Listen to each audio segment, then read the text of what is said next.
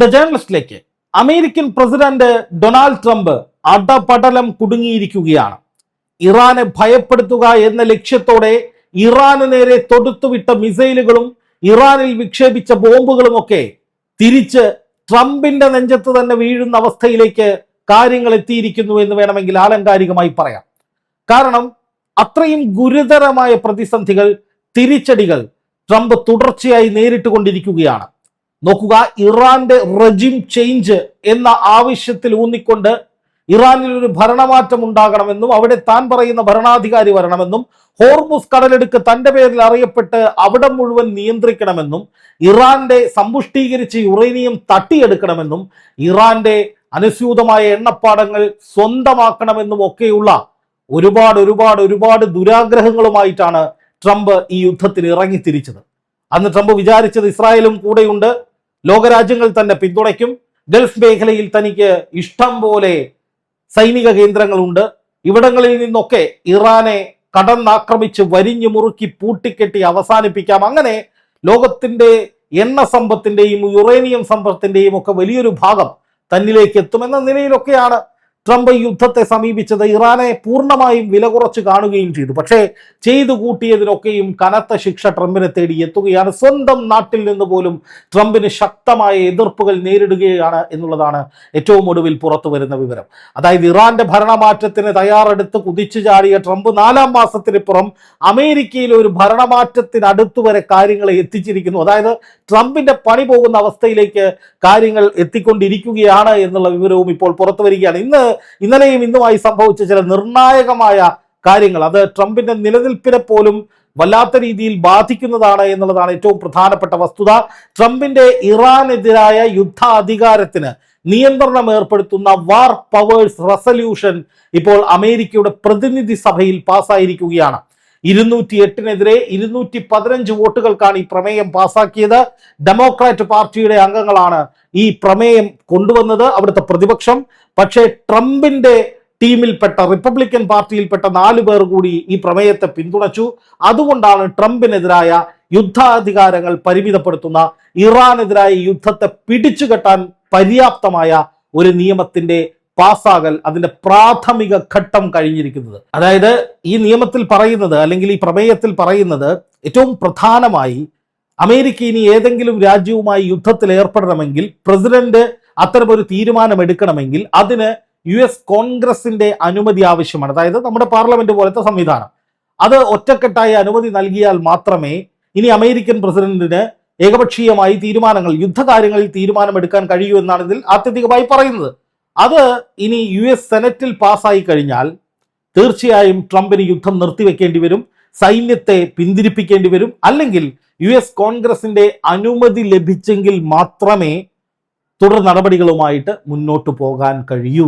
ആ അവസ്ഥയിലേക്ക് കാര്യങ്ങൾ എത്തിയിരിക്കുക. അതാണ് ഇത് പാസ്സായി കഴിഞ്ഞാൽ, സെനറ്റിൽ പാസ്സായി കഴിഞ്ഞാൽ ബഹുഭൂരിപക്ഷം അംഗങ്ങളും ഈ പ്രമേയത്തെ പിന്തുണച്ച് ഇങ്ങനെയൊരു നിയമം വേണം, അതായത് പ്രസിഡന്റ് യുദ്ധകാര്യങ്ങളിൽ ഏകപക്ഷീയമായി തീരുമാനങ്ങൾ എടുക്കരുത് എന്ന തരത്തിലേക്കുള്ള ഈ നിയമം പാസ്സാക്കാൻ വേണ്ടി അവിടുത്തെ അംഗങ്ങൾ ഒന്നിച്ചു നിൽക്കുകയാണെങ്കിൽ, ഭൂരിപക്ഷം ഒന്നിച്ചു നിൽക്കുകയാണെങ്കിൽ ട്രംപിന്റെ വെടി തീരും. ട്രംപിന് പിന്നെ ഇറാനെതിരായ യുദ്ധവുമായി തോന്നിയതുപോലെ മുന്നോട്ട് പോകാൻ കഴിയില്ല. ആ അവസ്ഥയിലേക്ക് കാര്യങ്ങൾ എത്തുകയാണ്. ട്രംപിന് വീറ്റോ പവർ ഉപയോഗിക്കാം, ട്രംപ് അത് ഉപയോഗിച്ച് ഇതിനെയെല്ലാം അതിജീവിക്കും എന്ന തരത്തിലൊക്കെ വാർത്തകൾ വരുന്നുണ്ട്. പക്ഷേ ആത്യന്തികമായി ട്രംപിന് ഇത് കനത്ത തിരിച്ചടിയാണ്.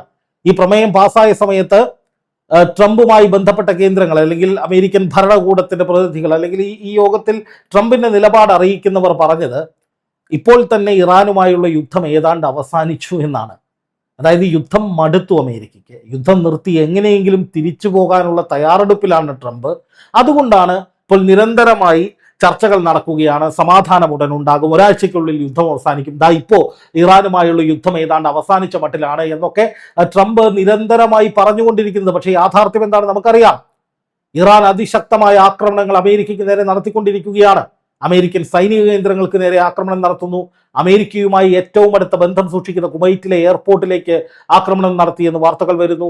അതുപോലെ അമേരിക്കയുടെ പടക്കപ്പൽ ആക്രമിച്ചു കുവൈറ്റ്, ഒമാനിൽ നിന്ന് ഒമാൻ ഉൾക്കടൽ വഴി ഹോർമുസ് കടലിടുക്കിലേക്ക് വന്ന അമേരിക്കയുടെ പടക്കപ്പൽ ആക്രമിച്ചു തകർത്തു എന്ന് ഇറാൻ അവകാശപ്പെടുന്നു.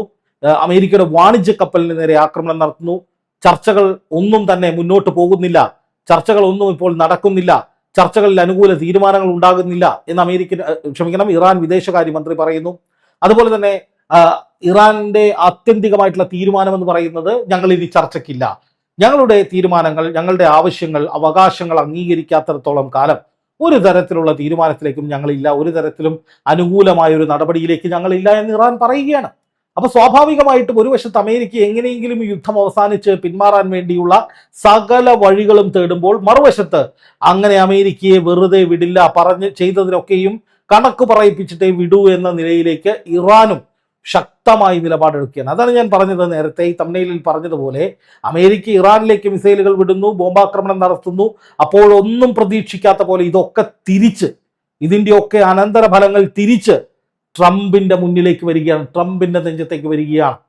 ചെയ്തു കൂട്ടിയതിനൊക്കെ കനത്ത തിരിച്ചടികൾ അതേ നാണയത്തിൽ ട്രംപിന് ലഭിച്ചുകൊണ്ടിരിക്കുന്നു എന്നുള്ളതാണ് ഏറ്റവും പ്രധാനപ്പെട്ട കാര്യം.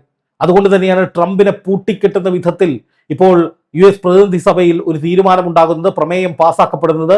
അത് സെനറ്റിൽ കൂടി പാസ്സായി നിയമമായി കഴിഞ്ഞാൽ പിന്നെ ട്രംപിന് യുദ്ധം ഉടൻ തന്നെ നിർത്തേണ്ടി വരും. ഇത് വളരെ വേഗത്തിൽ നടക്കുന്ന ഒരു പ്രോസസ്സാണ്. അതുകൊണ്ട് തന്നെ ട്രംപ് ഈ സെനറ്റ് തീരുമാനം കൂടി, ഇപ്പോൾ ട്രംപിനൊപ്പമുള്ള പാർട്ടിയിലെ 4 പേർ, ട്രംപിന്റെ പാർട്ടിയിലെ 4 പേർ തന്നെ ഇപ്പോൾ ഈ വിഷയത്തിൽ ട്രംപിനെതിരായ നിലപാട് സ്വീകരിച്ചു എന്നാണ് പറയുന്നത്. അപ്പോൾ സ്വാഭാവികമായിട്ടും സെനറ്റിലേക്ക് എത്തിക്കഴിഞ്ഞാൽ അവിടെയും ട്രംപിന് തിരിച്ചടി കിട്ടാനുള്ള സാധ്യതകൾ ഏറെയാണ് എന്ന് തന്നെ വേണം കരുതാൻ. അങ്ങനെയാണെങ്കിൽ വലിയ വീരവാദങ്ങളുമായി, വലിയ അവകാശവാദങ്ങളുമായി, വളരെയധികം കൂടിയ ഇനം ലക്ഷ്യങ്ങളുമായി ഒക്കെ ഇറങ്ങി തിരിച്ച ട്രംപിന് നിരുപാധികം ഇറാന് മുന്നിൽ കീഴടങ്ങി യുദ്ധത്തിൽ നിന്ന് പിന്മാറേണ്ടി വരും. അതിലേക്കാണ് ഇപ്പോൾ കാര്യങ്ങൾ പോകുന്നത് എന്നു തന്നെ നമുക്ക് പറയാൻ സാധിക്കും. അതിലേക്കാണ് കാര്യങ്ങൾ എത്തി നിൽക്കുന്നത്. അതേസമയം അമേരിക്കയുടെ കൺട്രോൾ സെന്റർ, അമേരിക്കൻ സൈന്യത്തിന്റെ കൺട്രോൾ സെന്ററിന് നേരെ ആക്രമണം നടന്നു എന്ന വാർത്തകൾ പുറത്തു വരുന്നുണ്ട്. അതായത് ഈ യുദ്ധത്തെ മുഴുവൻ നിയന്ത്രിക്കുന്ന അമേരിക്കയുടെ വളരെ പ്രധാനപ്പെട്ട, സൈന്യത്തിന്റെ വളരെ പ്രധാനപ്പെട്ട കേന്ദ്രത്തിലേക്ക് ആക്രമണം നടന്നു എന്ന വാർത്തകൾ പുറത്തു വരുന്നുണ്ട്. അങ്ങനെയാണെങ്കിൽ അമേരിക്കൻ സൈന്യത്തിന് പശ്ചിമേഷ്യയിലെ സൈനിക കേന്ദ്രങ്ങളിൽ ലഭിക്കാവുന്ന ഏറ്റവും വലിയ തിരിച്ചടിയാണ് ഇറാൻ നൽകിയിരിക്കുന്നത് എന്നുള്ളതും വളരെ പ്രധാനപ്പെട്ട ഒരു വസ്തുതയായി നമ്മൾ കാണേണ്ടതുണ്ട്. അതേസമയം അമേരിക്ക ഇനി യുദ്ധവുമായി മുന്നോട്ട് പോകാനുള്ള സാധ്യതകൾ വളരെ കുറവാണ്, വിരളമാണ് എന്ന് പറയാവുന്നതിന് മറ്റൊരു കാരണം കൂടിയുണ്ട്. അത് ഗൾഫ് രാജ്യങ്ങളുടെ നിലപാടാണ്. ഇപ്പോൾ തന്നെ കുവൈറ്റിൽ വലിയ നാശനഷ്ടങ്ങൾ ഉണ്ടാകുന്നു. ആളുകളെ, അതായത് സാധാരണക്കാർക്ക് പരിക്കേൽക്കുന്ന വിധത്തിൽ, ഒരാൾ മരിക്കുന്ന വിധത്തിൽ ഡയറക്റ്റ് ഹിറ്റുകൾ ആളുകളുള്ള പ്രദേശങ്ങളിലേക്ക് ഉണ്ടാകുന്നു. ജനവാസ മേഖലകളിലേക്ക്, അല്ലെങ്കിൽ ജനങ്ങൾ തിങ്ങി നിറഞ്ഞിട്ടുള്ള പ്രദേശങ്ങളിലേക്കൊക്കെ നേരിട്ടുള്ള ആക്രമണങ്ങൾ ഇറാന്റെ ഭാഗത്തു നിന്നുണ്ടാകുന്നു. ഇത് ഒരു വലിയ ദുസ്സൂചനയാണ്. കാരണം ഇത്രയും നാൾ ഇറാൻ അമേരിക്കൻ സൈനിക കേന്ദ്രങ്ങളിലേക്ക് ആക്രമണം നടത്തുമ്പോൾ, അല്ലെങ്കിൽ അറബ് രാജ്യങ്ങളിലേക്ക്, അമേരിക്കയോട് ചേർന്ന് നിൽക്കുന്ന അറബ് രാജ്യങ്ങളിലേക്കൊക്കെ ആക്രമണം നടത്തുമ്പോൾ എപ്പോഴും അവരുടെ സൈനിക കേന്ദ്രങ്ങളോ അല്ലെങ്കിൽ അവിടുത്തെ ഈ എണ്ണ കേന്ദ്രങ്ങളിലേക്കോ, റിഫൈനറികളിലേക്കോ, എണ്ണ സംഭരണശാലകളിലേക്കോ ഒക്കെയാണ് ആക്രമണങ്ങൾ നടത്തിക്കൊണ്ടിരുന്നത്. പക്ഷെ ഇപ്പോൾ ഇറാൻ അവരുടെ നിലപാടുകൾ അല്ലെങ്കിൽ അവരുടെ തന്ത്രങ്ങൾ പാടെ മാറ്റിയിരിക്കുന്നു. അത് ഒരു പരിധിവരെ ജനങ്ങളെ വല്ലാതെ ബാധിക്കുന്നതാണ്.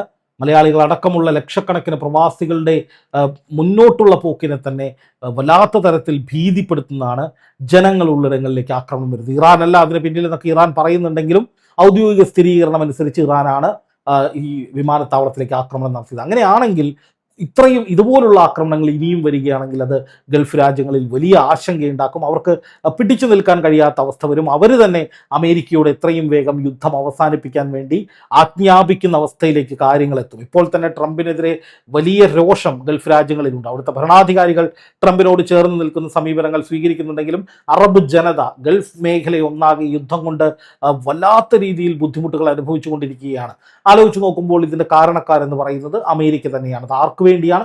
ഇസ്രായേലിന് വേണ്ടിയാണ്. അപ്പോൾ സ്വാഭാവികമായിട്ടും ജനരോഷം അമേരിക്കയ്ക്കെതിരെ ശക്തമാണ്. അപ്പോൾ അതിനെ പൂർണ്ണമായും അവഗണിച്ചുകൊണ്ട് എത്ര നാൾ അവിടുത്തെ ഭരണാധികാരികൾക്ക് മുന്നോട്ട് പോകാൻ കഴിയും എന്നുള്ളതും ഒരു ചോദ്യം തന്നെയാണ്. എന്തായാലും US പ്രതിനിധി സഭയിൽ നിർണായകമായ പ്രമേയം പാസ്സാവുകയും അതോടൊപ്പം സെനറ്റിൽ അത് പാസ്സാകാനുള്ള സാധ്യതയും തെളിയുന്ന ഘട്ടത്തിൽ അമേരിക്കയ്ക്ക് അല്ലെങ്കിൽ ട്രംപിന് ഉടൻ യുദ്ധം നിർത്തേണ്ടി വരും, സൈന്യത്തെ തിരിച്ചു വിളിക്കേണ്ടി വരും, നിരുപാധികം ഇറാന് മുന്നിൽ കീഴടങ്ങേണ്ടി വരും എന്നതിലേക്കാണ് കാര്യങ്ങൾ പോകുന്നത്.